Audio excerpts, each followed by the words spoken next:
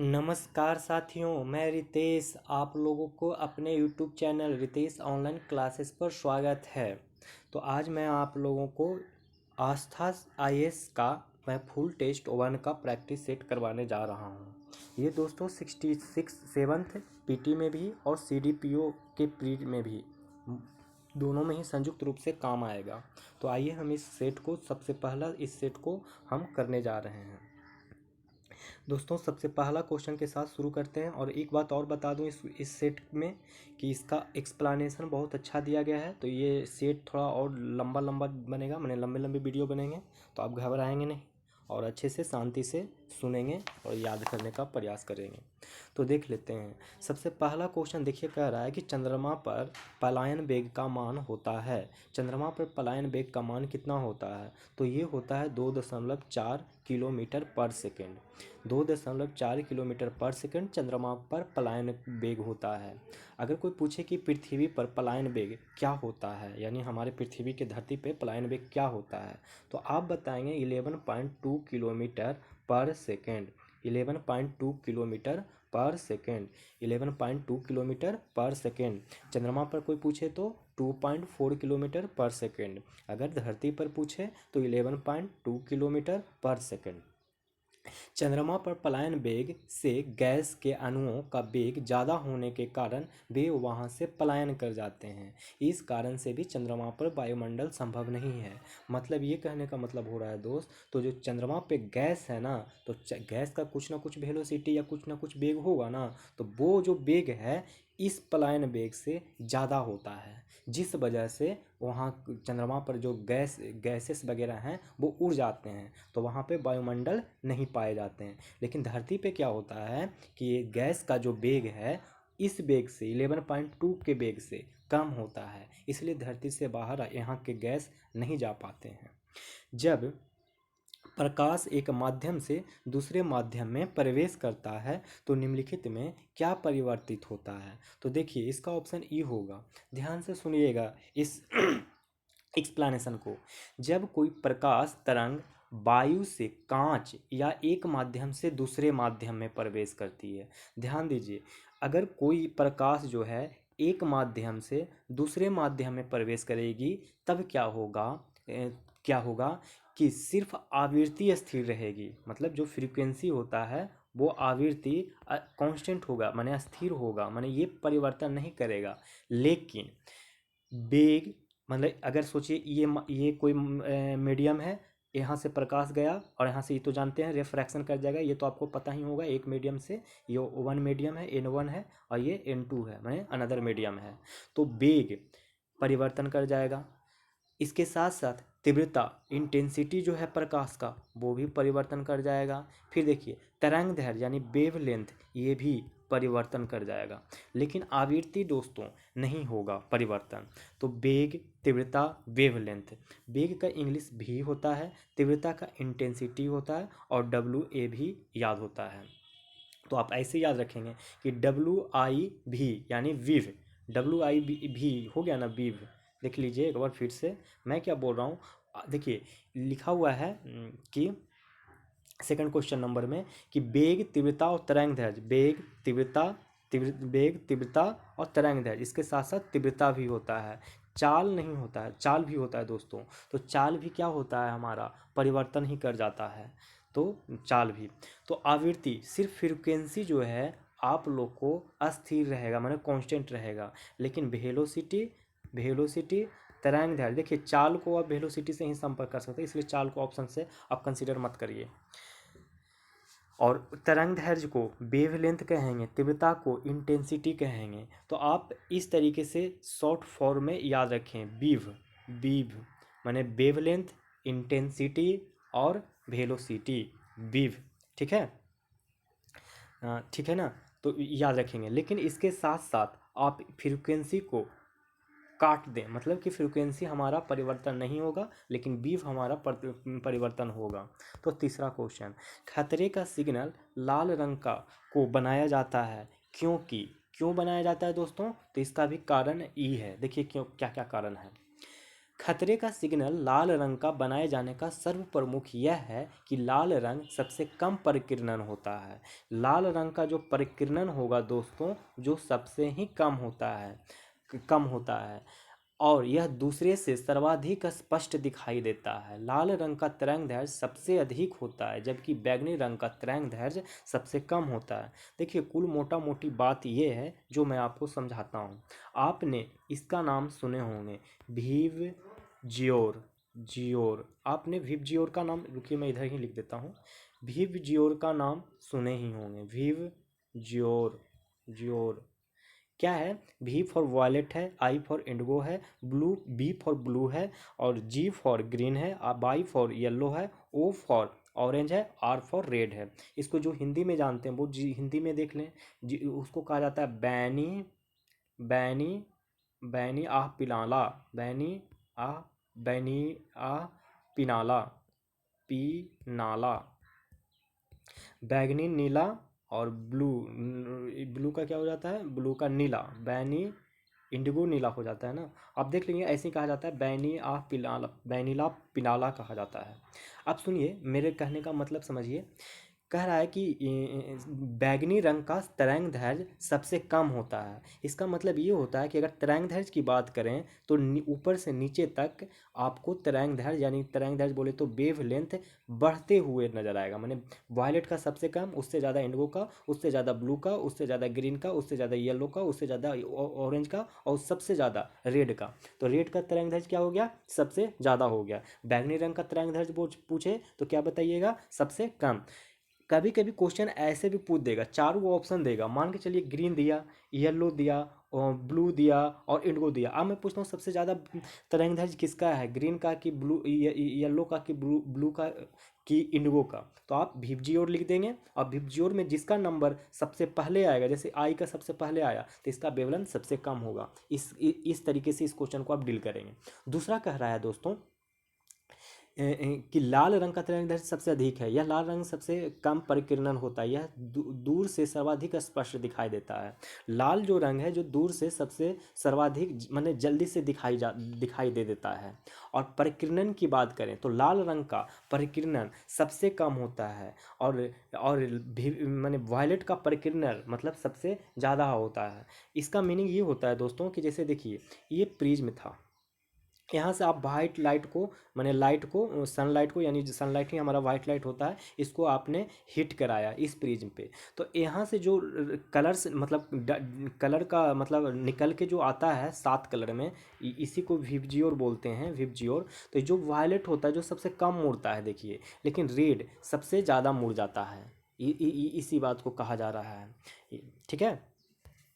अब देखिए, विभिन्न दूरियों पर स्थित वस्तुओं के प्रतिबिंब को फोकस करने के लिए आंख के लेंस की फोकस दूरी निम्नलिखित में से किसके द्वारा परिवर्तित होती है? तो सिलियरी मांसपेशी।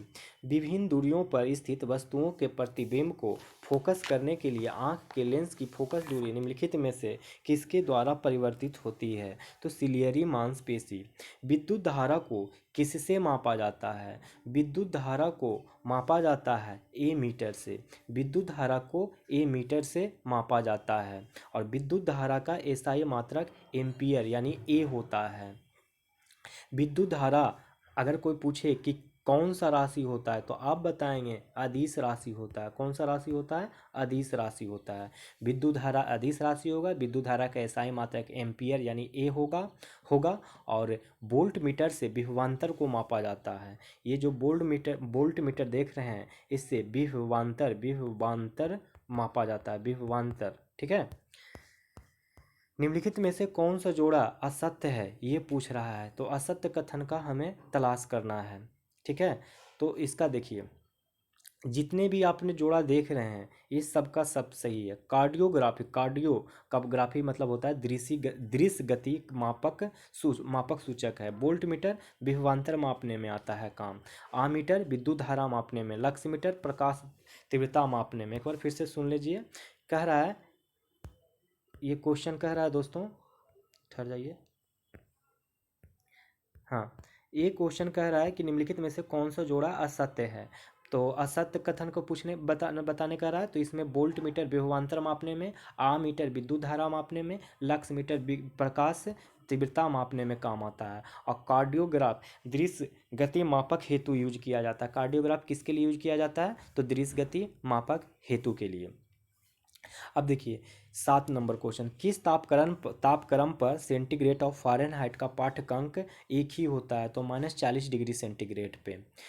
किस तापक्रम पर सेंटीग्रेड और फ़ारेनहाइट का पाठ्यंक एक ही होता है? तो -40 डिग्री सेंटीग्रेड। 8 नंबर क्वेश्चन देखते हैं। 8 number question, sorry 8 number question अभी और है नीचे। इनमें से कौन सी क्रिया रासायनिक परिवर्तन का उदाहरण नहीं है?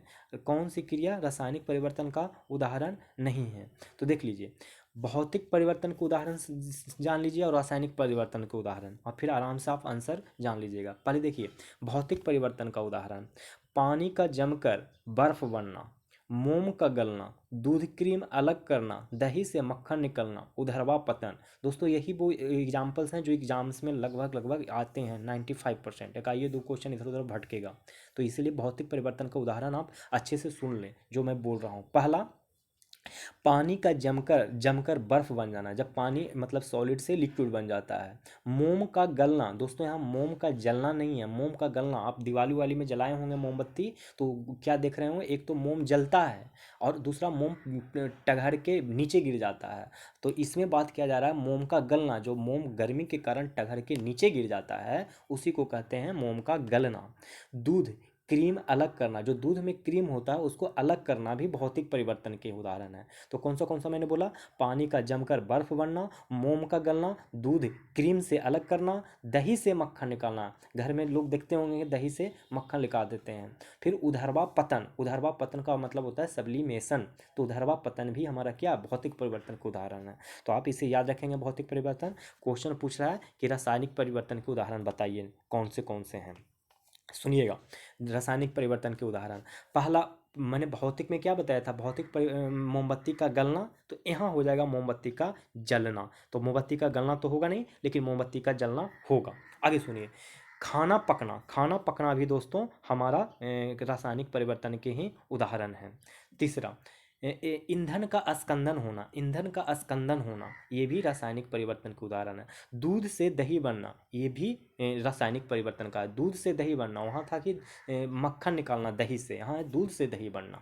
तो अब लास्ट है लोहे में जंग लगना। तो ये दोनों ही एग्जाम्पल हैं रासायनिक परिवर्तन के। तो ये दोनों और ये दोनों, बी और सी हैं भौतिक परिवर्तन के उदाहरण, ए और डी हैं रासायनिक परिवर्तन के उदाहरण। तो आप इस चीज़ को आप भूलेंगे नहीं, याद रखेंगे इस सारे एग्जाम्पल्स को। अब सुनिए, शुष्क सेल का विभव कितना होता है? तो ये 1.5 वोल्ट होता है। शुष्क सेल का विभव कितना होता है? तो 1.5 वोल्ट होता है। शुष्क सेल एक गैल्वेनिक सेल है। कोई पूछे शुष्क सेल कैसा सेल है, तो आप बताएंगे कि ये गैल्वेनिक सेल है, गैल्वेनिक सेल है जिसमें द्रव विद्युत अपघट्ट के स्थान पर नमी युक्त विद्युत अपघट्ट का प्रयोग किया जाता है। क्या प्रयोग किया जाता है दोस्तों गैल्वेनिक सेल में? तो द्रव विद्युत अपघट्ट के स्थान पर नमी युक्त विद्युत अपघट्ट का प्रयोग किया जाता है। द्रव विद्युत अपघट्ट के स्थान पर नमी युक्त विद्युत अपघट्ट, माने विद्युत अपघट्ट दो होते हैं, एक द्रव और एक नमी। तो हम लोग द्रव वाला यूज नहीं करते हैं, नमी विद्युत अपघट्ट यूज करते हैं। इसका आविष्कार लेक्लांस ने किया था। लेक्लांस ने शुष्क सेल का आविष्कार कोई पूछे किसने किया था, तो आप बताएंगे लेक्लांस लेक्लांस ने किया था, लेक्लांस ने किया। अतः इसे लेक्लांस सेल भी कहा जाता है। कभी कभी अगर शुष्क सेल क्वेश्चन न दे तो उसके जगह पे लेक्लांस सेल भी दे दिया जाएगा। शुष्क सेल का विभव कितना हो जाएगा? 1.5 वोल्ट, 1.5 वोल्ट। तीसरे और चौथे समूह के ऑक्साइड का सामान्य गुणधर्म क्या है? तो ये बेसिक और एसिडिक दोनों ही है दोस्तों। तीसरे और चौथे ग्रुप समूह के ऑक्साइड का सामान्य गुणधर्म क्या है? तो बेसिक और एसिडिक। अम्लीय वर्षा का पीएच मान होता है, कितना होता है दोस्तों? तो ये होता है 5.6 से अधिक। अम्लीय वर्षा का पीएच वैल्यू कितना होता है? तो 5.6 से अधिक। देखिए, जिस वर्षा के जल का पीएच वैल्यू अगर 5.6 से कम हो तो वह अम्लीय वर्षा कहलाती है। अम्लीय वर्षा कहलाती है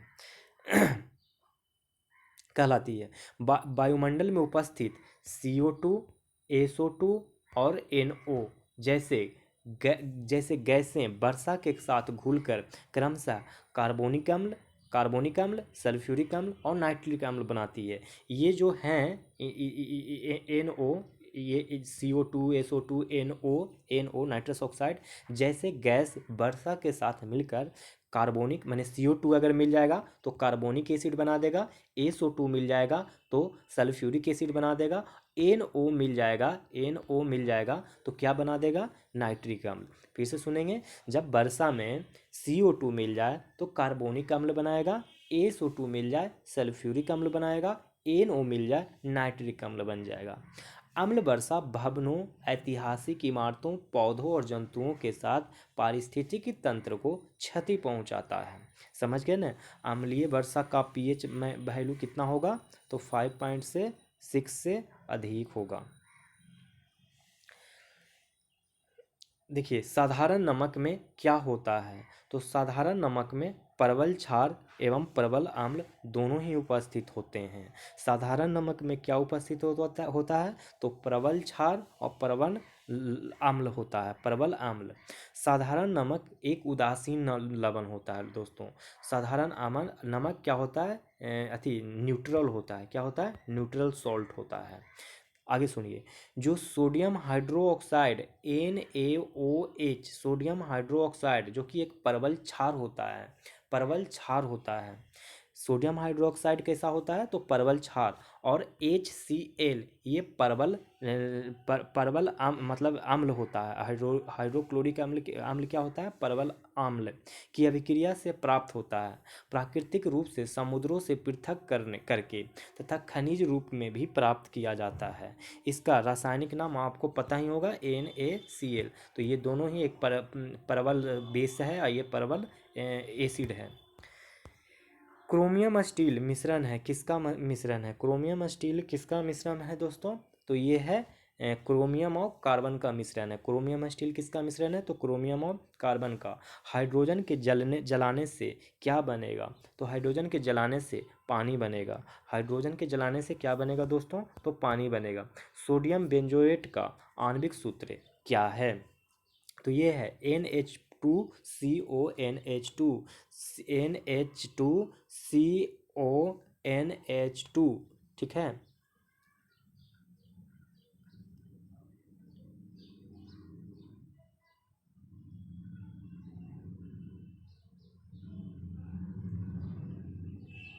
तो सोडियम बेंजोएट का आणविक सूत्र क्या है, NH2CONH2। अगला क्वेश्चन कह रहा है कि इनमें से किसे प्रकृति की किडनी के नाम से भी जाना जाता है, तो ये जाना जाता है आर्द्र भूमि को। इनमें से प्रकृति का किडनी किसे जाना जाता है, तो आर्द्र भूमि को। प्रकाश वैद्युत प्रभाव का आविष्कार करता थे, तो वो कौन थे, हर्ट्ज। प्रकाश वैद्युत प्रभाव के आविष्कारकर्ता कौन थे, तो हर्ट्ज। किसी पदार्थ द्वारा बहुत ही छोटे तरंगदैर्घ्य के विद्युत चुंबकीय विकिरण से ऊर्जा के अवशोषण के फलस्वरूप उसमें से इलेक्ट्रॉन का उत्सर्जन होता है। इसे प्रकाश वैद्युत प्रभाव के नाम से जाना जाता है।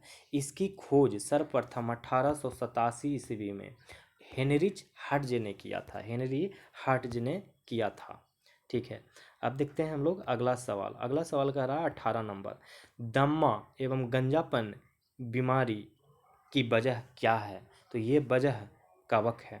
दम्मा एवं गंजापन बीमारी की वजह क्या है, तो कवक है। दम्मा रोग का कारक एस्परजिलियस फ्यूमिगेटस है, जबकि गंजापन का टीनिया केपिटस है। देखिए, ये तो आपको पता हो गया कवक, लेकिन कौन सा कवक, तो अगर दम्मा के लिए पूछा जाए तो आप बताएंगे एस्परजिलियस फ्यूमिगेट्स फ्यूमिगेट्स। अगर गंजापन के लिए कोई पूछे तो आप क्या बताएंगे, गंजापन के लिए टीनिया टीनिया केपिटस केपिटस आप ये बताएंगे। तो गंजापन के लिए क्या है वजह, कौन सा कवक वजह है? तो टीनिया केपिटस। और दम्मा के लिए अस्परजिलियस फ्यूमिगेट्स। 19 नंबर, औषधि विज्ञान के पिता के नाम से किन्हें जाना जाता है? तो ये जाना जाता है हिपोक्रेटस को। तो रोगों के उपचार के लिए दवाओं का प्रयोग सर्वप्रथम हिपोक्रेटस ने किया था, अतः इन्हें औषधि विज्ञान का पिता कहा जाता है। विज्ञान का पिता किनको कहा जाता है? तो हिपोक्रेटस को। मम्प्स है, क्या है दोस्तों मम्प्स? ये है एक बीमारी है। मम्प्स क्या है? एक बीमारी है। मम्प्स या जिसको आप गलसुआ बोलते हैं, वो पैरामिक्सो वायरस द्वारा फैलाई जाने वाली एक बीमारी है। वायरस का नाम याद रखेंगे, पैरामिक्सो एक वायरस है जो वही ये बीमारी को फैलाता है, जिसमें पैरोटिक ग्रंथि में सूजन, जलन व दर्द होने लगता है। पैरोटिक ग्रंथि में क्या हो जाता है? सूजन भी हो जाता है, जलन भी हो जाता है और दर्द होने लगता है। लार में मुख्यतः कितने प्रकार के पाचक एंजाइम पाए जाते हैं? तब वो पाए जाते हैं 2। लार में मुख्यतः कितने प्रकार के पाचक एंजाइम पाए जाते हैं? तो होता है 2। मनुष्य में 3 जोड़ी लार ग्रंथि पाई जाती है। लार मुख्यतः 2 प्रकार के पाचक एंजाइम टाइलिन व लाइसोजाइम पाए जाते हैं। मेढक व व्हेल में लार ग्रंथि नहीं पाई जाती है। कोई पूछे कि मेढक और व्हेल में क्या लार ग्रंथि पाई जाती है, तो आप मना कर देंगे कि नहीं, नहीं पाया जाता है। लार में मुख्यतः 2 प्रकार के पाचक एंजाइम होते हैं। कौन से लार में होते हैं? तो टाइलिन और लाइसोजाइम। चलिए 22 नंबर क्वेश्चन को देखेंगे हम। इनमें से किसे कोशिकीय ईंधन भी कहा जाता है? इनमें से किसे कोशिकीय ईंधन कहा जाता है? तो ग्लूकोज को। श्वसन की क्रिया से ऊर्जा का उत्पादन होता है। इस प्रक्रिया में समान परिस्थितियों में ग्लूकोज का ऑक्सीजन की उपस्थिति में ऑक्सीकरण होता है तथा ऊर्जा विमुक्त होती है। इसी कारण ग्लूकोज की कोशिकीय ईंधन भी कहा जाता है। पेसमेकर को अन्य किस नाम से जाना जाता है? तो SA नोड्स के नाम से जाना जाता है। पेस मेकर को अन्य किस नाम से भी जाना जाता है? SA नोड्स के नाम से जाना जाता है। पेस मेकर को अन्य किस नाम से जाना जाता है? तो SA नोड्स। नोड्स का मतलब क्या होता है? सीनोएट्रियल नोड। SA को क्या कहते हैं? सीनोएट्रियल नोड्स। सीनोएट्रियल नोड कोशिकाओं का एक समूह होता है जो हृदय के दाहिने कक्ष में स्थित होता है, हार्ट के हमारे राइट चैम्बर में उपस्थित होता है। चलिए, मानव पोषण के लिए टमाटर बहुत बहुल स्रोत है। किसका टमाटर बहुत अच्छा स्रोत है? तो साइट्रिक अम्ल का। आपको पता होगा कि टमाटर में क्या पाया जाता है? तो साइट्रिक अम्ल पाया जाता है, जिसके कारण वह प्रत्यामल का कार्य करता है, एंटासिड का काम करता है दोस्तों। ये जो टमाटर है हमारे शरीर में जाकर किस चीज़ का काम करता है? तो एंटासिड का काम करता है। इसमें ऑक्जेलिक अम्ल भी उपस्थित होता है टमाटर में, परंतु इसकी मात्रा बहुत कम होती है। तो मूल रूप से कौन सा अम्ल पाया जाता है टमाटर में? Citric acid. इनमें से कथन को सुमेलित नहीं है। कौन सा कथन दोस्तों इसमें सुमेलित नहीं है? तो एक्चुअली में ये सारे के सारे सुमेलित ही हैं, इसलिए आंसर हमारा ई हो जाएगा। देख लेते हैं क्या क्या है। अर्वर और स्मिथ अंतः आकेंद्रण का पता लगाया था। एक साइंटिस्ट हैं 2 अर्वर और स्मिथ, इन दोनों मिलकर अंतः आकेंद्रण का पता लगाया। फील्डमैन जो है एग्रोबैक्टीरियम TDNA युक्त पारजीनी पादपों का विकास किया। फील्डमैन क्या किया दोस्तों? तो एग्रोबैक्टीरियम TDNA युक्त पारजीवी पादपों का विकास किया। मुलिस क्या किया? तो पॉलीमेरस श्रृंखला प्रतिक्रिया यानी पॉलीमर श्रृंखला प्रतिक्रिया, जिसको कह सकते हैं पॉलीमर चेन रिएक्शन का पता लगाया। अगर कोई पूछे ये वाला बहुत ही हाईलाइट टर्म है दोस्तों, PCR पॉलीमर चेन रिएक्शन। ये कोरोना के टाइम पे बहुत ही फेमस हुआ था शब्द, जिसका पता मुलिस ने लगाया था।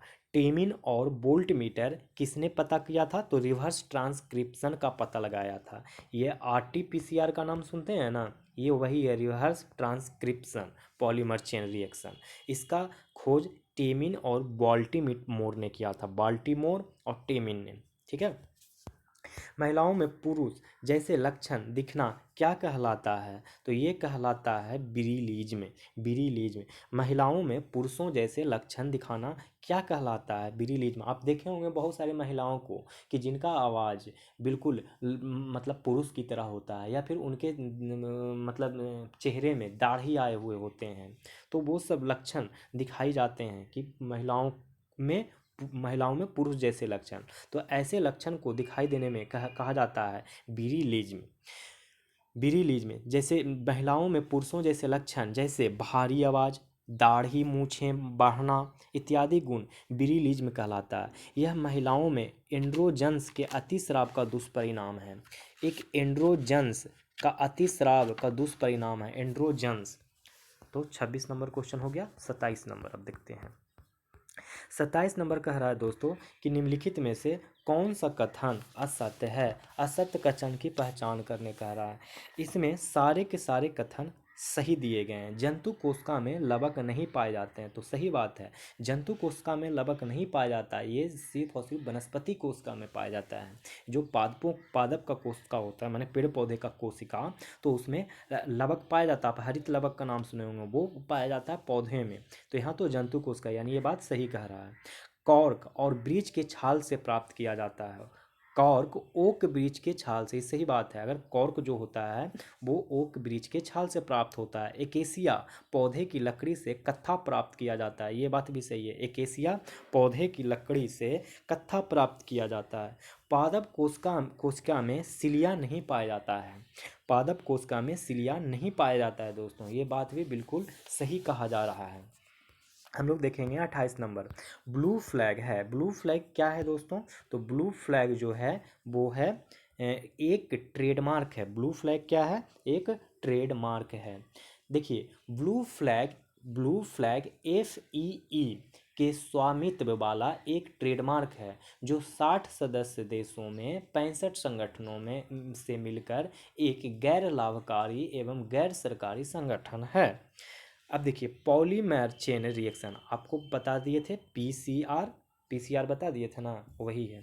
पीसीआर का प्रयोग किस लिए किया जाता है? तो आप बताइए। हम बता दिए थे डीएनए प्रबंधन तकनीक पे। हम बताया था ना कि कोरोना के टाइम पे इसका बहुत यूज किया गया था, पता करने के लिए कि कौन कोरोना पॉजिटिव है कि नहीं। तो डीएनए प्रबंधन टेक्निक में इस्तेमाल किया जाता है। पॉलीमर चेन रिएक्शन एक इन विट्रो डीएनए प्रबंधन तकनीक है। इसके अंतर्गत विशिष्ट डीएनए पॉलीमर एंजाइम का प्रयोग करके डीएनए या जीन के किसी विशेष खंड की लाखों प्रवर्धित प्रतियां तैयार की जाती हैं। विश्व का पहला देश जिसमें बायोमेट्रिक्स प्राइवेसी कोड लागू किया है वो कौन है? तो वो है ऑस्ट्रेलिया। विश्व का पहला देश जिसमें बायोमेट्रिक्स प्राइवेसी कोड लागू किया है वो देश है ऑस्ट्रेलिया। क्रासपेडोट्रोपिस ग्रेटा थनबर्ग प्रजाति है घोंघे की। किसकी प्रजाति है? तो घोंघे की। क्रासपेडोट्रोपिस ग्रेटा थनबर्ग प्रजाति है घोंघे की। वैज्ञानिकों ने घोंघे की एक नई प्रजाति की खोज की। इसका नाम क्रासपेडोट्रोपिस ग्रेटा थनबर्ग रखा है। क्या रखा है? क्रासपेडोट्रोपिस ग्रेटा थनबर्ग। यह नाम स्वीडिश पर्यावरण कार्यकर्ता ग्रेटा थनबर्ग के नाम पर रखा गया है। घोंघे की प्रजाति है दोस्तों। चर्चिल और नेल्सन्स कहाँ की नदियाँ हैं? चर्चिल और नेल्सन्स कहाँ की नदियाँ हैं?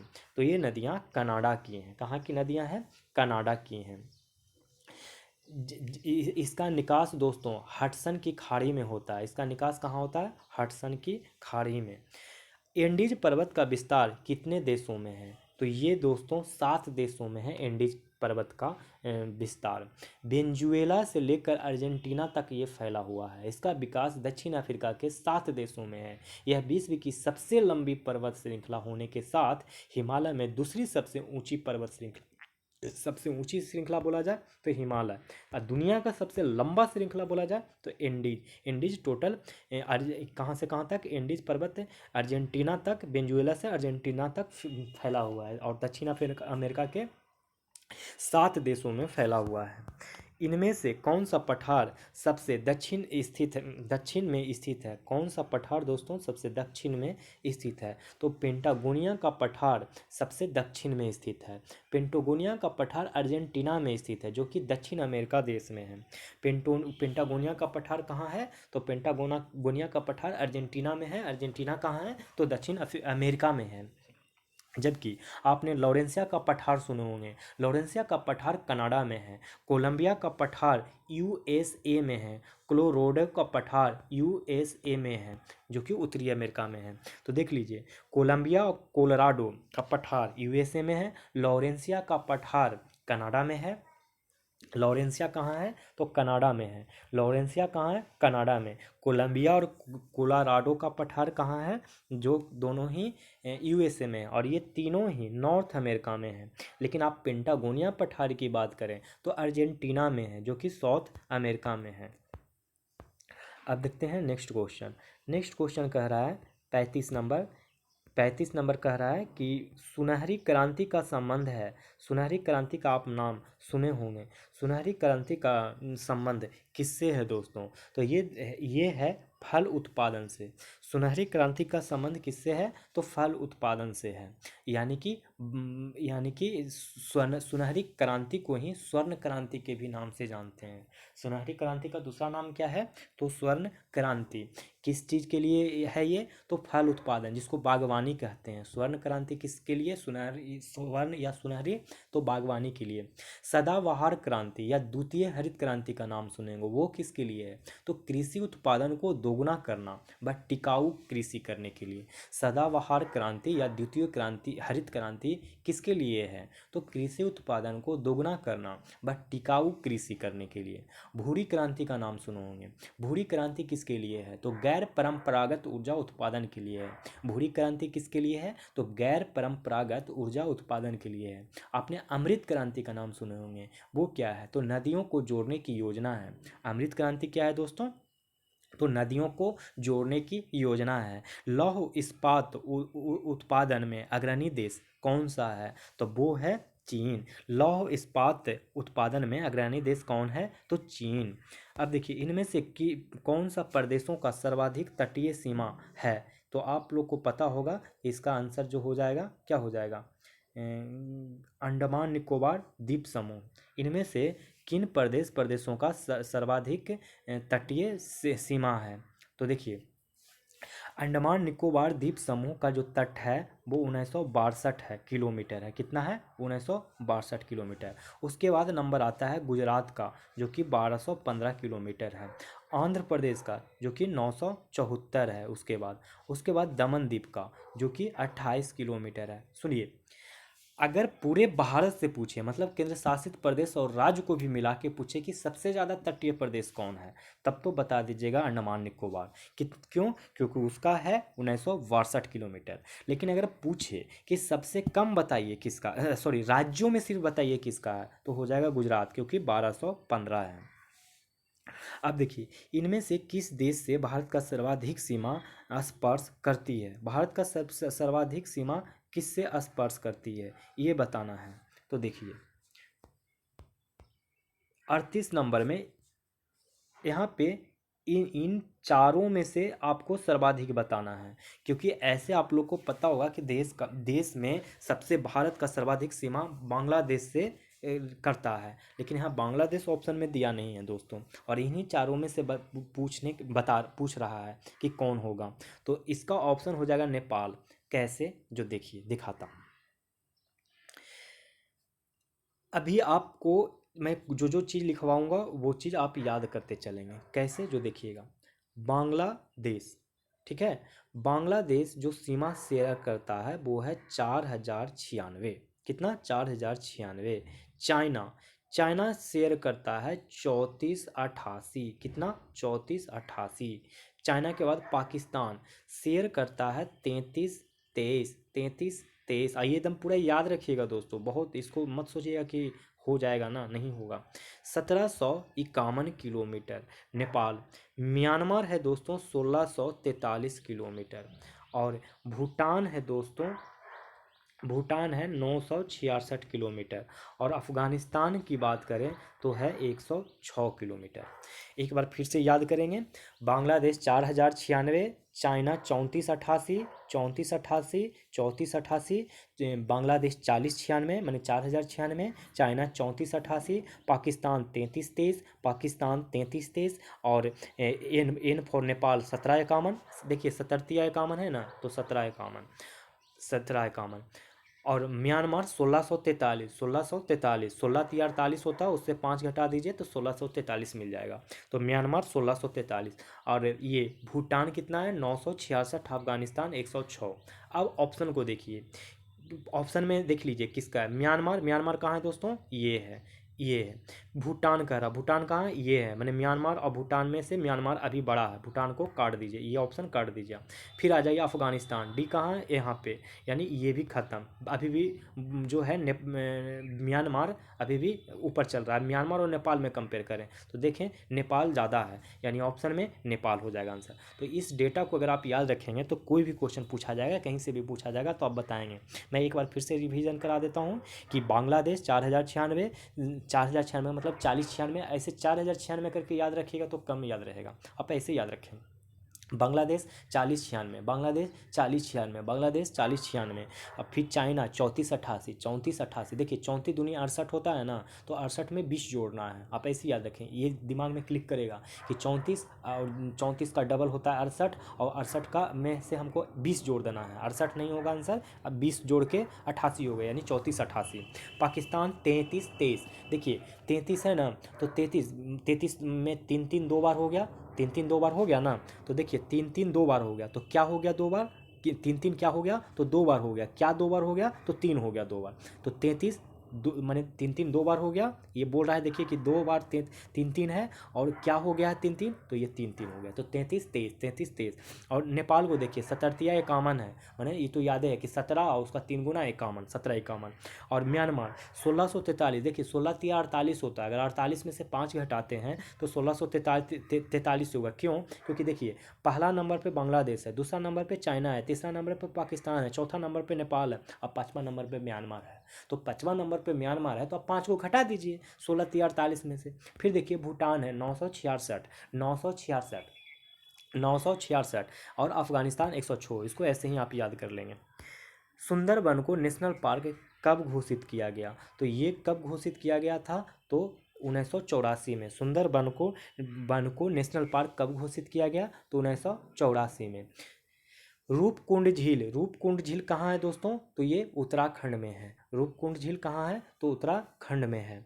खेलो इंडिया यूथ गेम्स 2021 का आयोजन कहाँ होगा, तो ये होगा हरियाणा में। खेलो इंडिया यूथ गेम्स 2021 का आयोजन कहाँ होगा, तो हरियाणा में। विश्व के 45 देशों द्वारा फरवरी 2021 के मध्य में अमन नामक सम्मिलित नौसेना अभ्यास में हिस्सा लिया। इसका आयोजन किस देश के नौसेना द्वारा किया गया था, तो ये किया गया था पाकिस्तानी नौसेना। विश्व के 45 देशों द्वारा फरवरी 2021 के मध्य में अमन नामक सम्मिलित नौसेना अभ्यास में हिस्सा लिया। इसका आयोजन किस देश के नौसेना द्वारा किया गया था, तो पाकिस्तानी नौसेना के द्वारा। हाल ही में विश्व समपोषणीय विकास शिखर सम्मेलन का उद्घाटन किस देश के मुखिया द्वारा किया गया था, तो ये किया गया है भारत के द्वारा। हाल ही में विश्व समपोषणीय विकास शिखर सम्मेलन का उद्घाटन किस देश के मुखिया द्वारा किया गया है, तो भारत के द्वारा। हाल ही में किस देश ने BBC वर्ल्ड न्यूज के प्रसारण पर प्रतिबंध लगा दिया है, तो चीन। हाल ही में किस देश ने BBC वर्ल्ड न्यूज के प्रसारण पर प्रतिबंध लगा दिया है, तो चीन। National radio and television administration of China, ध्यान से सुनिएगा, ये सब चीज़ जानते रहना चाहिए, क्योंकि आपको मेंस भी लिखने हैं, तो ये सब फुल फॉर्म और ये सब संस्थाएं का नाम आपको जानना जरूरी है। देखिए national radio and television administration of China ने 11 फरवरी 2021 को BBC वर्ल्ड न्यूज़ द्वारा चीन पर प्रकाशन में रोक लगा दिया। 45 नंबर। आशा इंडिया पहल का संबंध है, किससे संबंध है दोस्तों? तो ये संबंध है प्रधानमंत्री आवास शहरी के अंतर्गत वहन करने योग्य आवास योजना आशा इंडिया पहल का संबंध है प्रधानमंत्री आवास यानी शहरी के अंतर्गत, माने प्रधानमंत्री जो आवास बनेगा शहर में उसके अंतर्गत वहन करने योग्य आवास योजना। हेनले पासपोर्ट सूचकांक 2021 में भारत का रैंक कौन सा है? तो ये रैंक 92वां है। हेनले पासपोर्ट इंडेक्स में भारत का रैंक क्या है? तो 92 नंबर। वर्तमान में विकसित देशों की जनसंख्या विश्व की जनसंख्या का कितना प्रतिशत है? तो वो है 22%। वर्तमान में विकसित देशों की जनसंख्या विश्व की जनसंख्या का कितना प्रतिशत है? तो है 22%। देखिए, विकसित देशों की जनसंख्या विश्व की आबादी का लगभग 22% है, जबकि वे 88% के आसपास प्राकृतिक संसाधनों तथा 73% ऊर्जा का इस्तेमाल करते हैं। सोचिए, केवल 22% लोग 88% प्राकृतिक संसाधन और 73% ऊर्जा इस्तेमाल करते हैं वो अपने लिए। ठीक इसके विपरीत 78% विकासशील देशों की जनसंख्या 12 और 17 माने 12% प्राकृतिक संसाधन और 12% ऊर्जा और 17% प्राकृतिक संसाधन का यूज करते हैं। समझ गए? 48 नंबर, विश्व का सबसे विशाल क्रिकेट स्टेडियम कौन सा है? तो ये आपको तो हाल ही में न्यूज आया था, नरेंद्र मोदी स्टेडियम। विश्व का सबसे विशाल क्रिकेट स्टेडियम कौन सा है? तो नरेंद्र मोदी स्टेडियम गुजरात के मोढेरा अहमदाबाद में नव निर्मित मोढेरा स्टेडियम का औपचारिक उद्घाटन रामनाथ कोविंद जो कि राष्ट्रपति हैं 24 फरवरी 2021 को किया गया। 24 फरवरी 2021 को किया और इसका नाम प्रधानमंत्री नरेंद्र मोदी के नाम पर रखा गया। इसमें इकाई दहाई शकरा 1000 10,000 लाख 1,10,000 दर्शकों को बैठने का इंतजाम है। हाल ही में बिहार के किस स्थान में खेल विश्वविद्यालय खोलने का प्रस्ताव पारित किया है? तो राजगीर। हाल ही में बिहार के किस स्थान पर खेल विश्वविद्यालय खोलने का प्रस्ताव पारित किया है? तो राजगीर। ये छोड़ दीजिए 50 नंबर, क्योंकि ये बजट से संबंधित है। अब हम लोग देखेंगे 51 नंबर क्वेश्चन। 1 लाख से अधिक विद्यालयों में शुद्ध जल आपूर्ति करने वाला प्रथम राज्य कौन बन गया है? तो ये राज्य बन गया है दोस्तों उत्तर प्रदेश। 1 लाख से अधिक विद्यालयों में शुद्ध जल आपूर्ति करने वाला प्रथम राज्य कौन बन गया है? तो ये बन गया है उत्तर प्रदेश। अब देखते हैं अगला क्वेश्चन। रामप्पा मंदिर स्थित है, कहाँ स्थित है रामप्पा मंदिर? तो तेलंगाना में है। तेलंगाना में कौन सा मंदिर स्थित है? तो रामप्पा मंदिर। तेलंगाना के वारंगल के पालमपेर में स्थित रामप्पा मंदिर को यूनेस्को का विश्व धरोहर स्थल के तौर पर मान्यता दी है। फिर सुनेंगे, तेलंगाना का एक वारंगल है, वारंगल के पालमपेर में स्थित रामप्पा मंदिर को यूनेस्को ने विश्व धरोहर स्थल के तौर पर मान्यता दी है। इसे काकतीय रुदेश्वर मंदिर के नाम से भी जाना जाता है। रामप्पा मंदिर को किस नाम से भी जाना जाता है? तो काकतीय रुदेश्वर के नाम से भी जाना जाता है। सरकार ने 2019 के लिए यूनेस्को को इस विश्व धरोहर स्थल के तौर पर मान्यता देने का प्रस्ताव दिया था।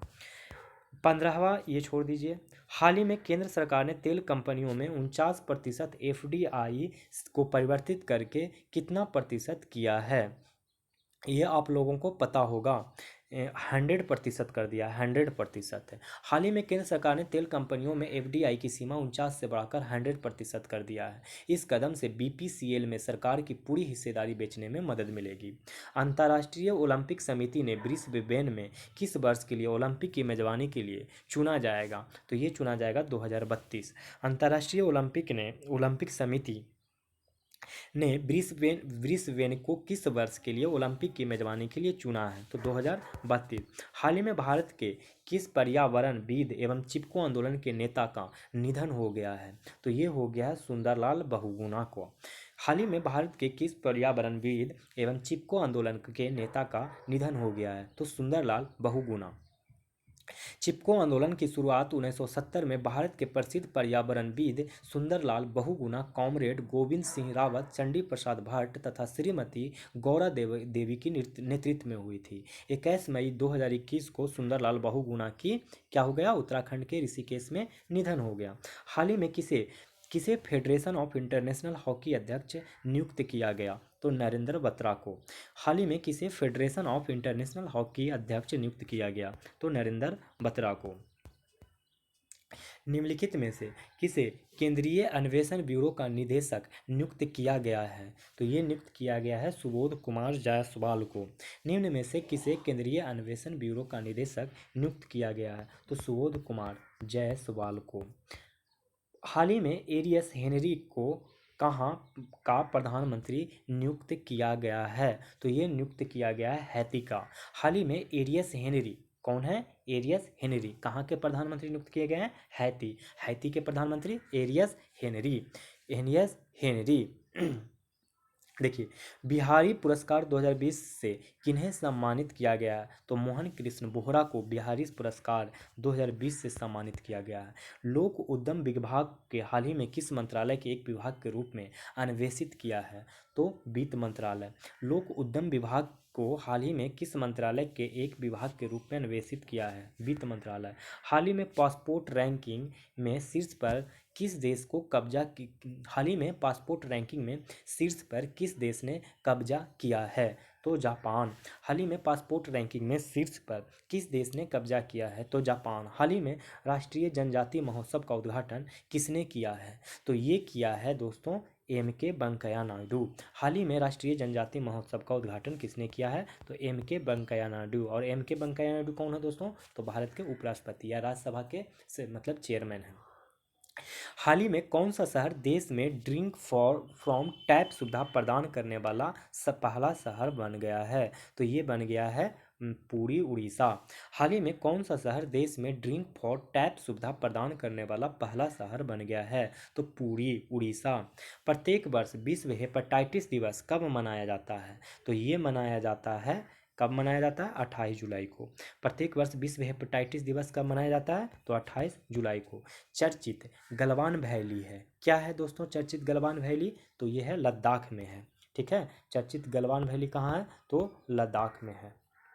देखेंगे अब हम लोग अगला सवाल कह रहा है 67 नंबर कह रहा है कि बैडमिंटन का महिला ओलंपिक 2020 में के एकल स्वर्ण पदक किसने जीता है? तो ये जीता है दोस्तों चेन यूफेई ने। बैडमिंटन का महिला ओलंपिक 2020 के एकल स्वर्ण पदक किसने जीता है? तो चेन यूफेई ने।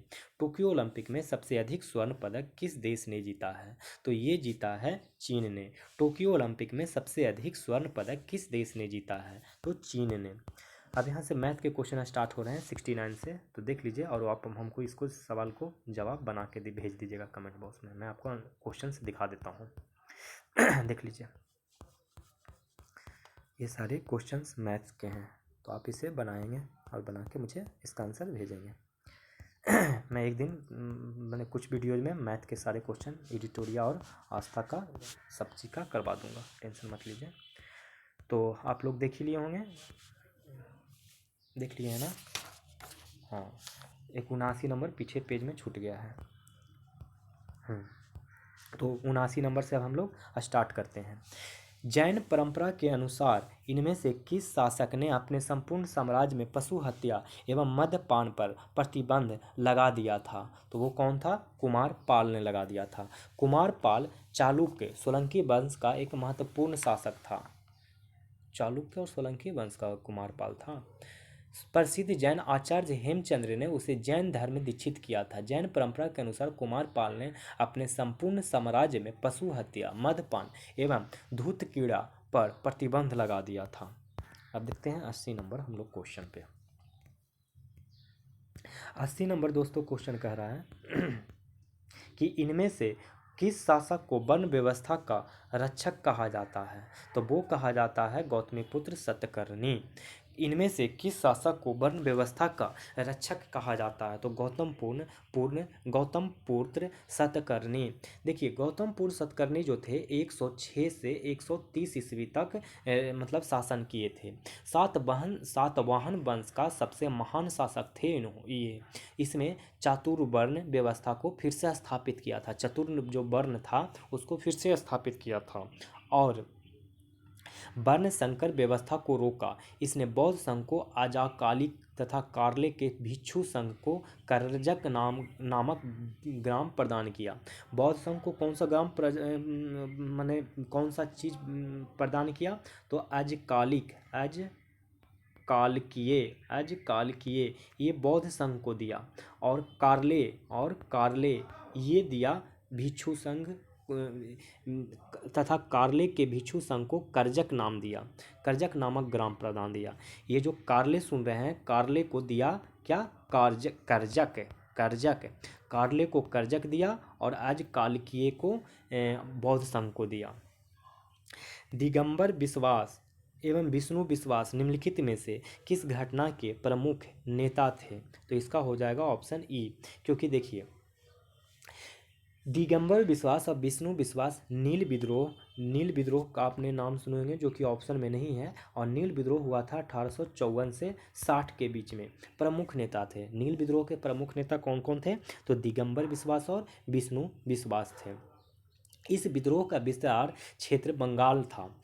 दिगंबर विश्वास और विष्णु विश्वास नील विद्रोह से संबंधित थे।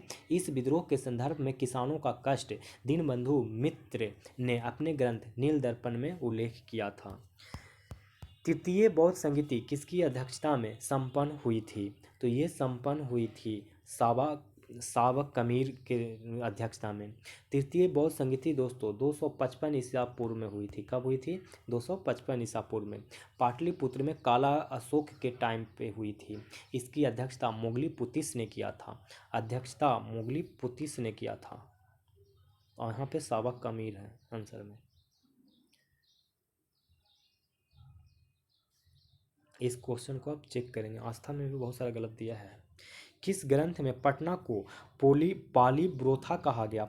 कौन सा ऐसा ग्रंथ है जिसमें पटना को पाली ब्रोथा कहा गया? तो इंडिका में पटना को पाली ब्रोथा कहा गया। इंडिका क्या था? तो मेगास्थनीज की इंडिका में पाटलिपुत्र नगर के प्रशासन की विस्तृत चर्चा की गई है। इसमें पटना को पाली ब्रोथा कहा गया है। पाटलिपुत्र के प्रशासन का दायित्व 30 नागरिकों की सभा पर था, जो 5-5 सदस्यों की 6 समितियों में संगठित था।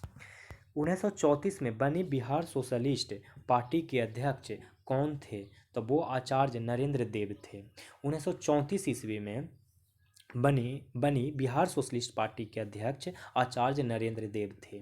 1934 ईस्वी में पटना के अंजुमन इस्लामिक हॉल में बिहार सोशलिस्ट पार्टी की औपचारिक स्थापना हुई। इसके अध्यक्ष आचार्य नरेंद्र देव और सचिव जयप्रकाश नारायण थे। अगर कोई पूछे कि बिहार सोशलिस्ट पार्टी के अध्यक्ष कौन थे, तो बताएंगे आचार्य नरेंद्र देव, और सचिव पूछे तो बताएंगे जयप्रकाश नारायण।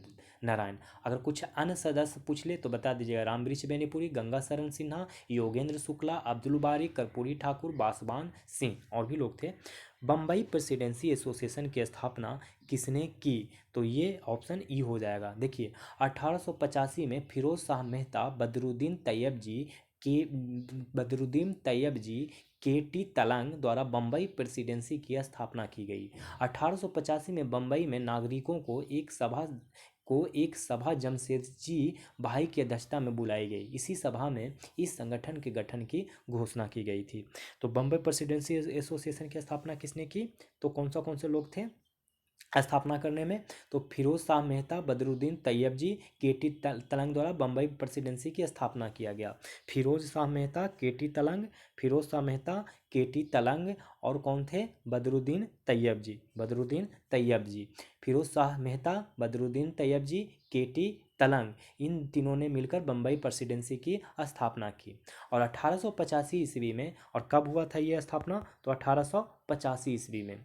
और 1885 ईस्वी में ही बम्बई में नागरिकों की एक सभा जमशेदजी भाई की अध्यक्षता में बुलाई। इसकी सभा का संगठन के गठन की घोषणा की। उसी सभा में मैंने बोला गया कि देखिए जी जनता लोग, बम्बई प्रेसिडेंसी एसोसिएशन का स्थापना कर दिया गया है। भारतीय राष्ट्रीय कांग्रेस ने किस गोलमेज सम्मेलन में भाग लिया? तो ये भाग लिया द्वितीय गोलमेज सम्मेलन में। भारतीय राष्ट्रीय कांग्रेस ने किस गोलमेज सम्मेलन में भाग लिया? आप लोग को पता होगा कि 5 फरवरी 1900 सॉरी हाँ द्वितीय गोलमेज सम्मेलन जानते हैं कब से कब हुआ था? कि ये बहुत इंपॉर्टेंट है। ये हुआ था 7 सितंबर 1931 से 1 दिसंबर 1931 तक। 7 दिसंबर 1931 से 1 दिसंबर 1931 तक द्वितीय गोलमेज सम्मेलन हुआ था, जिसमें गांधी जी कांग्रेस की तरफ से भाग लिए थे। चौरी चौरा कांड कब हुआ था? तो ये हुआ था दोस्तों 5 फरवरी 1922 को। 5 फरवरी 1922 को हुआ था। 5 फरवरी 1922 को चौरी चौरा नामक जगह पे कांग्रेस के खिलाफत आंदोलन के एक जुलूस पर गोली चलाए जाने के कारण भड़की जनता ने थाने में आग लगा दी, जिसमें एक थानेदार व 21 हवलदार की मृत्यु हो गई। टोटल 22 लोगों की मृत्यु हुई थी, एक हवलदार और 21 हवलदार और एक थानेदार की मृत्यु हुई थी। 1857 की क्रांति बिहार में कब प्रारंभ हुई? तो ये हुई 3 जुलाई को। 1857 की क्रांति बिहार में कब प्रारंभ हुई? तो 3 जुलाई को पीर अली के नेतृत्व में हुई। गुरहट्टा मोहल्ला, पटना सिटी के गुरहट्टा मोहल्ला है वो, उसमें वहाँ पीर अली ने नेतृत्व किया था और 3 जुलाई को विद्रोह स्टार्ट कर दिया था। और इस विद्रोह में ना अफीम व्यापार एजेंट लॉयल मारा गया था, मर्डर हो गया था लॉयल एजेंट का। प्रथम दिल्ली दरबार कब आयोजित किया गया था? ये बहुत ही इंपॉर्टेंट सवाल है दोस्तों। प्रथम हुआ था 1877 ईस्वी में। ब्रिटिश औपनिवेशिक शासन के दौरान 3 बार राजकीय दरबार दिल्ली दरबार आयोजित किया गया, जिसमें प्रथम दिल्ली दरबार लॉर्ड लिटन के काल में 1877 में आयोजित किया गया था। कब किया गया था? तो 1877 में आयोजित किया गया था। इनमें से किस एक्ट को बिना वकील, बिना दलील तथा बिना अपील का कानून कहा गया? तो ये कहा गया दोस्तों रॉलेट एक्ट 1919 को। रॉलेट एक्ट 1919 को कहा गया। एक्चुअली में सारे क्रांतिकारी को जेल में डालने का प्रयास था। इनमें से किस एक्ट को बिना वकील, बिना दलील तथा बिना अपील का कानून कहा गया? तो रॉलेट एक्ट 1919 को। सल्तनत काल के अधिकांश एवं अमीर एवं सुल्तान किस वर्ग के थे? तो ये थे तुर्क के। सल्तनत काल के अधिकांश अमीर एवं सुल्तान किस वर्ग के थे? तो तुर्क थे। कौन से थे? तुर्क थे। निम्नलिखित में से किसने कुतुब मीनार के निर्माण में योगदान नहीं दिया था? तो कौन नहीं दिया था? अलाउद्दीन खिलजी नहीं दिया था। देखिए, कुतुब मीनार का निर्माण कुतुबुद्दीन ऐबक ने आरंभ कराया। आरंभ किसने करवाया दोस्तों? तो कुतुबुद्दीन ऐबक ने करवाया। ऐबक ने, ठीक है। आरंभ कौन करवाया? तो कुतुबुद्दीन ऐबक ने करवाया। और सुल्तान इल्तुतमिश के काल में इसका निर्माण कार्य पूर्ण हुआ, आरंभ हुआ। और खत्म कब हुआ? मैंने हाँ कि अब बन के तैयार हो गया कुतुब मीनार इल्तुतमिश के काल में। इल्तुतमिश के काल में तो ऐबक ने स्टार्ट करवाया, इल्तुतमिश ने कंप्लीट करवाया। फिर प्रसिद्ध सूफी ख्वाजा कुतुबुद्दीन बख्तियार काकी के नाम पर इसका नाम कुतुब मीनार रखा गया। कुतुबुद्दीन बख्तियार काकी के नाम पर कुतुब मीनार रखा गया। अब देखिए, फिरोज शाह तुगलक आए, उसके शासनकाल में इसकी चौथी मंजिल को काफ़ी हानि पहुंची थी। कौन सा? चौथा मंजिल, 4th मंजिल को बहुत ही माने हानि पहुंचा था। तो फिरोज शाह तुगलक ने चौथी मंजिल को स्थान पर 2 और मंजिलों का भी निर्माण कर दिया। चौथी मंजिल के स्थान पर 2 और मंजिलों का भी निर्माण करवाया। तो आप समझ गए ना, 3 गो आपको शासक मिल गया। एक मिल गया कुतुबुद्दीन ऐबक जिसने कि आरंभ करवाया, और इल्तुतमिश ने कुतुब मीनार को मैंने कंप्लीट करवाया। फिर फिरोज शाह तुगलक ने चौथी मंजिल के स्थान पर 2 अन्य मंजिल का भी निर्माण करवाया, क्योंकि चौथी मंजिल खराब हो गया था। 3 को हो गया। इस प्रकार कुतुब मीनार में 4 मंजिलों के स्थान पर 5 मंजिल बन गई, जो आज भी विद्यमान है। अभी कुतुब मीनार को देखने जाएगा तो 5 मंजिल का है। अब सुल्तान अलाउद्दीन खिलजी ने कुतुब मीनार के निर्माण में कोई योगदान नहीं दिया था। और कुतुब मीनार किसके नाम पे बना है? तो कुतुबुद्दीन काकी के नाम पर। दसवंत बंदावन कौन थे? दस्तर बंदान कौन थे? दस्तर बंदार कौन थे? दस्तर बंदार कौन थे दोस्तों? तो ये थे, एक सेकंड, लाइट मेरे यहाँ कटा गया है, मैं थोड़ा सा खिड़की खोल लेता हूँ। दस्तर बंदान कौन कहलाते थे? तो वो कहलाते थे उलेमा। दस्तर बंदार कौन कहलाते थे? तो उलेमा। सल्तनत काल में ऊंचे धार्मिक और न्यायिक पदों पर बैठे व्यक्तियों को सामूहिक रूप से दस्तार बंदान यानी पगड़ी पहनने वाला कहा जाता था। दस्तर बंदान क्या करते थे? पगड़ी पहन के रहते थे, उसी को पगड़ी पहनने वाला कहा जाता था। और उलेमा होते थे बैठे व्यक्ति, न्यायिक पदों पे जो बैठे व्यक्ति होते थे उनको उलेमा का सामूहिक रूप से दस्तार बंदान कहा जाता था, क्योंकि वे सिर पर आधिकारिक रूप से पहनी जोड़ी वाली पगड़ी धारण करते थे। दिल्ली में पुराना किला के भवनों का निर्माण किया था। कौन किया था? तो शेरशाह ने। दिल्ली में पुराना किला के भवनों का निर्माण किया था शेरशाह ने। दिल्ली स्थित पुराने किला के भवनों का निर्माण शेरशाह सूरी ने करवाया। यहाँ किला ए कुहना, मस्जिद, शेर मंडल आदि भवन शेरशाह द्वारा बनाए गए थे। मानव बलि प्रथा का निषेध करने के कारण अंग्रेजों के विरुद्ध विद्रोह करने वाली जनजाति का नाम क्या है? तो वो है खोंद। मानव बलि प्रथा का निषेध करने के कारण अंग्रेजों के विरुद्ध विद्रोह करने वाली जनजाति का क्या नाम है? तो खोंद। अंग्रेजों ने रैयतबारी व्यवस्था सर्वप्रथम आरंभ की थी। कब आरंभ की थी? तो मद्रास प्रेसिडेंसी में। रैयतबारी व्यवस्था सर्वप्रथम 1820 ईस्वी में टॉमस मुनरो ने मद्रास प्रांत में लागू किया था। बाद में यह प्रथा बम्बई, सिंध, बरार, असम आदि इलाकों में लागू किया गया। 97 नंबर क्वेश्चन को देखते हैं। 97 नंबर कह रहा है दोस्तों कि इनमें से किसने अभिनव भारत की स्थापना की थी? तो कब किसने की थी? तो बी.डी. सावरकर ने अभिनव भारत की स्थापना 1904 में की थी। कब किया था? तो 1904 में बी.डी. सावरकर ने की थी। यह एक क्रांतिकारी संगठन था। महाराष्ट्र के क्रांतिकारी संगठनों में इसका प्रथम स्थान था। यह मैजिनी की तरुण इटली के नमूने पर एक गुप्त संस्था थी। ठीक है। इनमें से किसने सिद्धराज की उपाधि धारण की थी? किसने की थी दोस्तों? तो जय सिंह ने सिद्धराज की उपाधि धारण की थी। यह मालवा के परमार वंश के शासक थे। जय सिंह कहाँ के शासक थे? तो मालवा के परमार वंश के शासक थे तथा इनका शासनकाल 1094 से 1143 के बीच में रहा था तक था। प्रसिद्ध जैन आचार्य हेमचंद्र इसी के दरबार में रहते थे। हेमचंद्र किसके दरबार में रहते थे? तो यही जयसिंह के दरबार में रहते थे। 99 भारत ट्रेड यूनियन कांग्रेस के पहले अध्यक्ष कौन थे? तो वो लाला लाजपत राय थे। लाला लाजपत राय थे। भारत में ट्रेड यूनियन कांग्रेस की स्थापना 1920 के बम्बई में हुई थी। 1920 में कहाँ हुई थी? बम्बई में हुई। इसकी स्थापना के कारण 1919 में अंतर्राष्ट्रीय श्रम संगठन की स्थापना था। ये क्यों स्थापना हुआ था भारत ट्रेड यूनियन कांग्रेस 1920 में? क्योंकि 1919 में ही अंतर्राष्ट्रीय ILO जिसको कहते हैं इंटरनेशनल लेबर ऑर्गेनाइजेशन की स्थापना ऑलरेडी हो चुका था। यही एक कारण बना था भारत ट्रेड यूनियन कांग्रेस बनने का। और उसके पहले अध्यक्ष थे लाला लाजपत राय तथा उपाध्यक्ष थे जोसेफ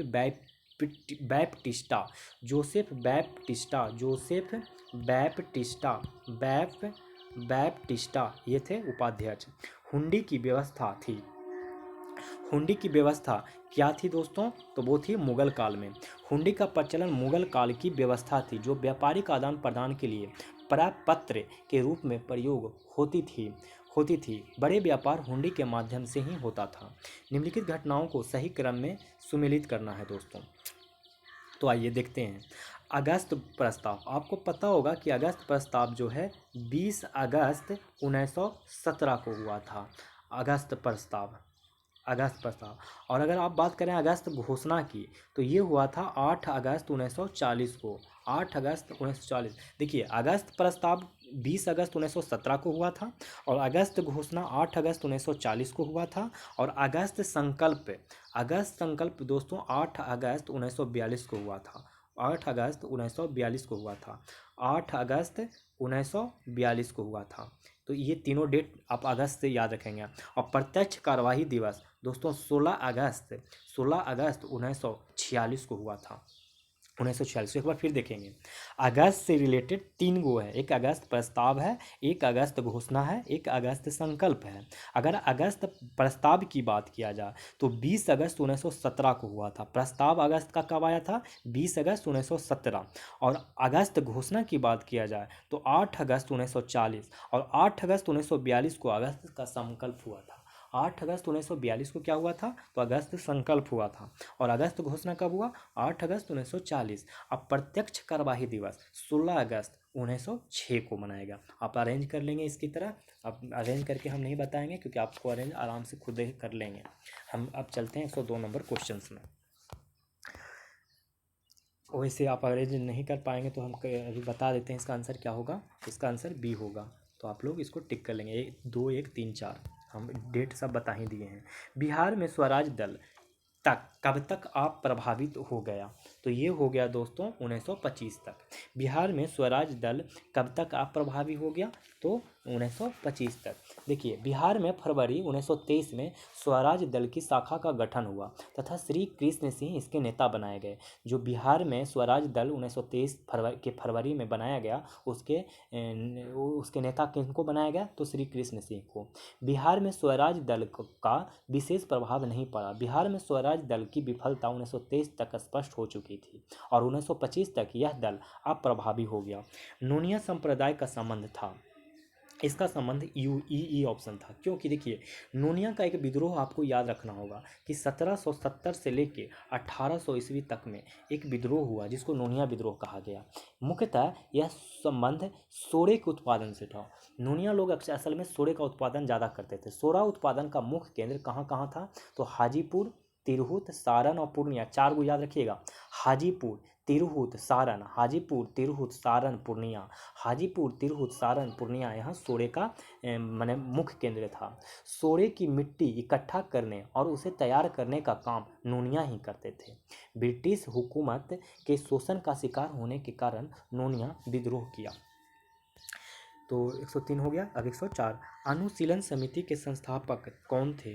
तो अनुशीलन समिति के संस्थापक ई ऑप्शन होगा, क्योंकि देखिए, अनुशीलन समिति 1902 में ईस्वी में बंगाल में हुआ था। अनुशीलन समिति का स्थापना कब हुआ? तो 1902 के बंगाल में हुआ। इसके संस्थापक बरिंदर कुमार घोष थे। बरिंदर कुमार घोष थे और जतिंदर नाथ बनर्जी थे। एक जतिंदर नाथ बनर्जी याद रखिए, और प्रबोध मित्र याद रखिए। प्रबोध मित्र याद रखिए, और पुलिस दास याद रखिए। पुलिस दास और सतीश चंद्र बोस याद रखिए। बोस ये रखिए। कौन कौन? बरिंदर कुमार घोष, सतीश चंद्र बोस, प्रबोध मित्र और पुलिस दास और जतिंदर नाथ बनर्जी, ये थे अनुशीलन समिति में। हम देखेंगे अब अगला सवाल, क्वेश्चन नंबर 105। भारत का अंतिम वायसराय पूछ रहा है कि कौन था? भारत का अंतिम वायसराय दोस्तों कौन था? तो वो था Lord Wavell. Lord Wavell. Radcliffe रेखा 17 अगस्त 1947। कब? 17 अगस्त 1947 का बारे में बात किया जा रहा है। कब? भारत विभाजन के बाद भारत और पाकिस्तान के बीच सीमा बन गई। सर सिरिल रेड क्लिफ की अध्यक्षता में सीमा आयोग द्वारा रेखा का निर्धारण किया गया, जो 88 करोड़ लोगों के बीच 1,75,000 वर्ग मील क्षेत्र को न्यायोचित रूप से विभाजित करने के लिए अधिकृत था। बलदेव सहाय ने महाधिवक्ता के पद से त्यागपत्र कब दिया? तो ये दिया 1942 में। बलदेव सहाय ने महाधिवक्ता के पद से त्यागपत्र कब दिया? तो 1942 में। चंपारण की दुर्दशा नामक पुस्तक के लेखक कौन थे? तो वो थे पीर मोहम्मद यूनिस। पीर मोहम्मद यूनिस 1882 से 1949 तक इनका जीवन काल रहा था। चंपारण की दुर्दशा नामक पुस्तक लिखा। इसमें चंपारण के किसानों की वास्तविक स्थिति को बताया तथा शोषणात्मक विधि को प्रकाशित किया। इनमें से किस समिति का संबंध पंचायती राज व्यवस्था से नहीं है दोस्तों? तो ये ई ऑप्शन, क्योंकि जितने भी संबंध देख रहे हैं ना, इस सारे के सारे समिति पंचायती राज से हैं। जैसे GBK राव समिति, अशोक मेहता समिति, गौडगिल समिति, BP सिंह सरकार समिति, ये सारे ही पंचायती राज से हैं। भारत में संविधान संशोधन का प्रस्ताव कहाँ के संविधान से लिया गया है? तो दक्षिण अफ्रीका। और कौन से आर्टिकल लिया गया है? तो ये आर्टिकल संविधान संशोधन के लिए है, तो 368। भारत में संविधान संशोधन का प्रस्ताव कहाँ के संविधान से लिया गया है? तो दक्षिण अफ्रीका। मूल अधिकार तथा अल्पसंख्यक अधिकार के संबंध में बनी परामर्श समिति के अध्यक्ष कौन थे? तो सरदार वल्लभ भाई पटेल। मूल अधिकार तथा अल्पसंख्यक अधिकार के संबंध में बनी परामर्श समिति के अध्यक्ष कौन थे? तो सरदार वल्लभ भाई पटेल। संविधान निर्माण के समय संविधान सभा द्वारा मूल अधिकार तथा अल्पसंख्यक अधिकार के संबंध में परामर्श के लिए सरदार वल्लभ भाई पटेल की अध्यक्षता में एक परामर्श परामर्श समिति का गठन किया गया था। मूल अधिकार एक परामर्श हेतु एक उप समिति का भी गठन किया गया। अगर उप समिति के अगर पूछे अध्यक्ष तो बताइएगा जे बी कृपलानी। उप समिति का अध्यक्ष कौन थे? तो जे बी कृपलानी। राष्ट्रीय पिछड़ा वर्ग आयोग की स्थापना कब हुआ था? तो ये हुआ था 1993 ईस्वी में। राष्ट्रीय पिछड़ा वर्ग आयोग की स्थापना कब हुआ? तो 1993 ईस्वी में। संसदीय समितियों का कार्यकाल होता है, तो इसका ऑप्शन ई हो जाएगा। क्योंकि देखिए भारतीय संसद में संबंधित अधिकांश कुछ समिति का कार्यकाल 1 वर्ष होता है, किंतु कुछ ऐसी समितियां भी हैं जिनका कार्यकाल निर्धारित नहीं है या लोकसभा के कार्यकाल तक कार्यरत रहते हैं। मतलब सीधा सीधी कहिए, कुछ समान तौर पे तो 1 वर्ष होता है, लेकिन समान तौर पे नहीं। मतलब अभी कभी किसी को ज़्यादा माने जितना 5 साल का लोकसभा का अगर कार्यकाल है तो 5 साल तक मतलब वहाँ की समितियों का कार्यकाल होता है, किसी को बहुत कम दिन के लिए होता है, इसलिए निश्चित नहीं है। इसका ऑप्शन ई हो जाएगा दोस्तों। अब हम लोग बढ़ेंगे अगले सवाल की तरफ, और अगला सवाल हम लोग स्टार्ट करते हैं क्वेश्चन नंबर 113 से कि निम्न में से कौन सही है। अब पता करना है कि सही कौन सा है। तो देखिए, सामाजिक समानता संविधान में प्रत्याभूत मूल्य नहीं है, जबकि ये मूल अधिकार है। बिल्कुल गलत। देश में सामाजिक समानता पहले से ही विद्यमान था। सामाजिक समानता पहले से बिल्कुल नहीं विद्यमान था दोस्तों। कहाँ विद्यमान था आप ही बताइए। सामाजिक समानता संविधान में प्रत्याभूत है, बिल्कुल है ही नहीं है, बिल्कुल है। तो देखिए लास्ट ऑप्शन, सामाजिक समानता बाद में जोड़ा गया। बाद में कहाँ जोड़ा गया? संविधान जब बन रहा था उसी समय जोड़ दिया गया। भारत का संविधान पूर्ण रूप से तैयार कब हुआ था दोस्तों? तो ये बहुत ही आसान सवाल है। 26 नवंबर 1949 को तैयार हुआ था और लागू कब किया गया? तो 26 जनवरी 1950 को। ठीक है। भारत के में संघ राज्यों का प्रशासन होता है तो राष्ट्रपति द्वारा। भारत में संघ राज्यों का प्रशासन होता है राष्ट्रपति द्वारा। भारत में पंचायत का चुनाव लड़ने का अधिकार है। किनको अधिकार है? तो ये अधिकार संवैधानिक अधिकार है। भारत में पंचायत का चुनाव लड़ने का अधिकार है तो संवैधानिक अधिकार है। वरीयता क्रम में इनमें कौन सबसे शीर्ष पर है? वरीयता क्रम में इनमें कौन सबसे शीर्ष पर है? तो लोकसभा अध्यक्ष सबसे शीर्ष पर है। देखिए, वरीयता क्रम में सबसे ऊपर राष्ट्रपति होता है, उसके नीचे उपराष्ट्रपति होता है, फिर प्रधानमंत्री का नंबर होता है, फिर उप प्रधानमंत्री होते हैं। ठीक है, तो आप लोग कर लेंगे। इनमें सबसे शीर्ष पर लोकसभा अध्यक्ष है दोस्तों, जो ऑप्शन में दिया गया है। भारत के मुख्य न्यायाधीश के समान पद पर आसीन होते हैं ये। किस संविधान संशोधन द्वारा यह प्रावधान किया गया है कि राष्ट्रपति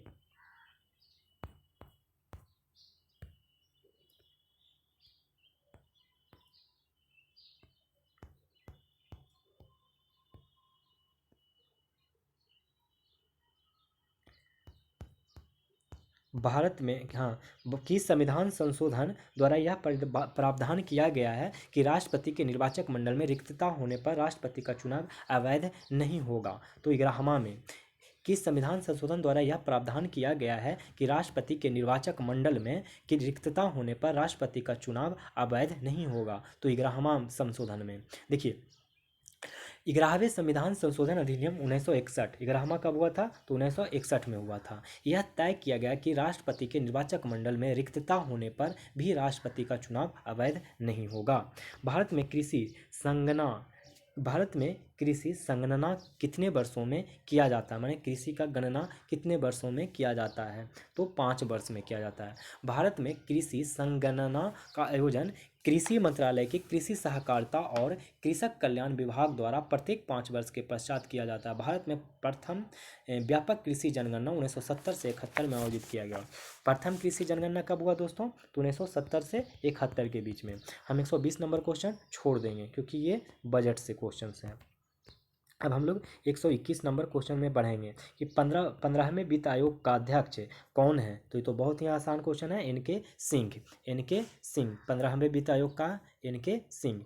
भारत का सबसे प्रमुख व्यापारिक भागीदार कौन है? तो है चीन। भारत का सबसे प्रमुख व्यापारिक भागीदार कौन है? चीन। भारत में डिजिटल पेमेंट के लिए शुरुआत की गई है। क्या शुरुआत की गई है? ई रूपी। भारत में डिजिटल पेमेंट के लिए शुरुआत की गई है ई रूपी। भारत में कौन सी संस्था आंकड़ों का संग्रह करती है? तो ये करती है एनएसओ। भारत में कौन सी संस्था आंकड़ों का संग्रह करती है? एनएसओ। नीति आयोग द्वारा जारी एसडीजी इंडेक्स 2021 में बिहार को 100 में से कुल कितने अंक प्राप्त हुए हैं? तो 52 अंक प्राप्त हुए हैं। नीति आयोग द्वारा जारी एसडीजी इंडेक्स 2021 में बिहार को 100 में से कुल अंक प्राप्त हुए हैं, तो 52। देखिए, संयुक्त राष्ट्र संघ एसडीजी के अनुसार नीति आयोग द्वारा भारतीय राज्यों एवं केंद्र शासित प्रदेशों के लिए एसडीजी इंडेक्स तैयार किया गया। 100 अंक में केरल 75 अंक के साथ पहले स्थान पर, हिमाचल प्रदेश 74 अंक मिला, बिहार का कितना मिला? तो 52 अंक मिला। समर्थ योजना का संबंध है किससे है दोस्तों? तो ये है कपड़ा उद्योग से। समर्थ योजना का संबंध किससे है? तो कपड़ा उद्योग से। इनमें से किस उर्वरक का भारत में उत्पादन नहीं होता है? तो पोटास उर्वरक का भारत में उत्पादन नहीं होता है, जबकि यूरिया उर्वरक, फॉस्फेट उर्वरक और नाइट्रोजन उर्वरक का भारत में उत्पादन होता है। भारत में कौन से उर्वरक का उत्पादन होता है? तो यूरिया, फॉस्फेट और नाइट्रोजन। पोटास का भारत में उत्पादन नहीं होता है। निम्नलिखित में से कौन सा वर्ष भारत में जनसंख्या विस्फोट का वर्ष कहलाता है? तो 1921 को जनसंख्या विस्फोट का वर्ष कहलाता है। हम लोग 129 नंबर भी छोड़ देंगे क्योंकि ये पिछले साल का ही है। देखेंगे 130 नंबर, निम्नलिखित में से कौन सा असत्य है? बोल रहा है कि नाबार्ड का स्थापना 1982 में हुआ, ये बात सही है। एनएसओ का 2019 में, सेबी 1988 में, नीति 2015 में, यानी ऑप्शन ई असत्य पूछ रहा है। तो सबका सब तो सत्य ही है ना, तो असत्य तो कोई होगा ही नहीं। देखिए, निम्नलिखित में से कौन सा असत्य है? अब फिर से असत्य पूछ रहा है, तो फिर से इसका ऑप्शन ई हो जाएगा, क्योंकि डिजिटल इंडिया 2015, ई नाम 2016, मेक इन इंडिया 2014, स्वामित्व 2020। स्वामित्व कब हुआ था? तो 2020 में। डिजिटल इंडिया 2015 में, ई नाम 2016 में, मेक इन इंडिया 2014 में। सर्वप्रथम किसने सिद्ध किया था कि पृथ्वी गोल है? तो ये सिद्ध किया था आर्यभट्ट ने। आर्यभट्ट ने कहा था कि पृथ्वी गोल है। मलिक इब्राहिम का मकबरा कहाँ स्थित है? तो बिहार शरीफ में। मलिक इब्राहिम का मकबरा कहाँ है? तो बिहार शरीफ में। छोटा नागपुर जनजाति विद्रोह कब हुआ था? तो ये हुआ था 1820 से 1836 में। छोटा नागपुर के कोलारी आदिवासियों ने अपने क्षेत्र में अंग्रेजी सत्ता का विरोध करते हुए 1820 से 1836 तक आंदोलन किया था यह आंदोलन रांची, सिंहभूम, हजारीबाग, पलामू और मानभूम क्षेत्रों में था। कर्नाट वंश का अंतिम शासक कौन था? तो हरि सिंह अंतिम शासक था। 11वीं शताब्दी के अंत में पाल सत्ता पतनशील थी। इस वंश के अंतिम शासक रामपाल थे। रामपाल के समय ही तिरहुत के कर्नाट राज्य का उदय हुआ। इसके संस्थापक नान्यदेव थे तथा कर्नाट वंश के अंतिम शासक हरि सिंह थे। 1922 में गया के इंडियन नेशनल कांग्रेस के अधिवेशन के अध्यक्ष कौन थे? तो वो चित्तरंजन दास थे। 1922 में गया के इंडियन नेशनल कांग्रेस के अधिवेशन के अध्यक्ष कौन थे? तो चित्तरंजन दास थे। असहयोग आंदोलन के दौरान इनमें से किसने अवैतनिक मजिस्ट्रेट के पद से इस्तीफा दे दिया था? तो वो दे दिया था महेंद्र प्रसाद ने। राजेंद्र प्रसाद के भाई राय साहब महेंद्र प्रसाद ने असहयोग आंदोलन के दौरान राय साहब की उपाधि लौटा दी तथा अवैतनिक मजिस्ट्रेट के पद से इस्तीफा दे दिया था। 138 निम्नलिखित में से किस मुगल सम्राट का राज्याभिषेक पटना में हुआ था? तो पटना में किसका हुआ था? तो फर्रुखसियार का। निम्नलिखित में से किस मुगल सम्राट का राज्याभिषेक पटना में हुआ? तो फर्रुखसियार का। चंपारण आंदोलन में कौन एक नेता शामिल नहीं थे? तो आंसर ई हो जाएगा कि चंपारण आंदोलन में राजेंद्र प्रसाद भी शामिल थे। राजेंद्र प्रसाद शामिल थे या नहीं, इसका ऑप्शन ई होगा। इसका एक्सप्लेनेशन दिया नहीं गया है बुक में। देखते हैं अब हम लोग 140 नंबर क्वेश्चन। किसने दुखी आत्मा, दुखी हृदय जैसे छद नामों के तहत लिखकर चंपारण के किसानों की दुर्दशा पर प्रकाश डाला है? तो पीर मोहम्मद मुनीस। किसने दुखी आत्मा, दुखी हृदय जैसे छद नामों से के तहत लिखकर चंपारण के किसानों की दुर्दशा पर प्रकाश डाला। तो पीर मोहम्मद यूनिस ने। द मदरलैंड अखबार के संस्थापक कौन थे? तो मौलाना मजरूल हक थे। द मदरलैंड अखबार के संस्थापक कौन थे? तो मौलाना मजरूल हक थे। जनगणना 2011 के अनुसार बिहार में सर्वाधिक लिंगानुपात वाले प्रथम 4 जिले कौन थे? तो वो थे गोपालगंज, सिवान, मोतिहारी तथा किशनगंज। जनगणना 2011 के अनुसार बिहार में सर्वाधिक लिंगानुपात वाले प्रथम 4 जिले कौन थे? तो गोपालगंज, सिवान, मोतिहारी तथा किशनगंज। बिहार में पृथ्वी दिवस मनाया जाता है। कब मनाया जाता है दोस्तों? तो 9 अगस्त को। बिहार में पृथ्वी दिवस 9 अगस्त को मनाया जाता है। बिहार में बकासत भूमि का तात्पर्य है। क्या तात्पर्य है दोस्तों? तो जो भूमि किसानों द्वारा जमींदारों को दे दी गई हो उसको बकासत भूमि कहते हैं। देखिए, बकासत भूमि की वापसी के लिए कार्यानंद शर्मा, आप एक नाम याद रखेंगे, कार्यानंद शर्मा, बहुत ही फेमस नाम है दोस्तों, इनको मत भूलिएगा बिहार के इतिहास के लिए। कार्यानंद शर्मा के नेतृत्व में 1935 में मुंगेर जिला के अंतर्गत बढ़िया ताल में आंदोलन चलाया गया। बकासत भूमि उसे कहते हैं जिसे मंदी के कारण लगान न दे पाने के कारण किसानों ने जमींदारों को दे दी थी। अब देखते हैं 145 नंबर क्वेश्चन। 145 नंबर क्वेश्चन कह रहा है कि बिहार में घर तक फाइबर योजना की शुरुआत कब की गई? तो सितंबर 2020 तक। प्रधानमंत्री नरेंद्र मोदी ने सितंबर 2020 को बिहार में 9 राजमार्ग परियोजनाओं और घर तक फाइबर योजना की शुरुआत की है। घर तक फाइबर योजना के तहत घरों में ऑप्टिकल फाइबर सेवाएं प्रदान की जाएगी। इस योजना के तहत राज्य के 45,945 गांवों को फाइबर सेवाएं प्रदान की जाएगी।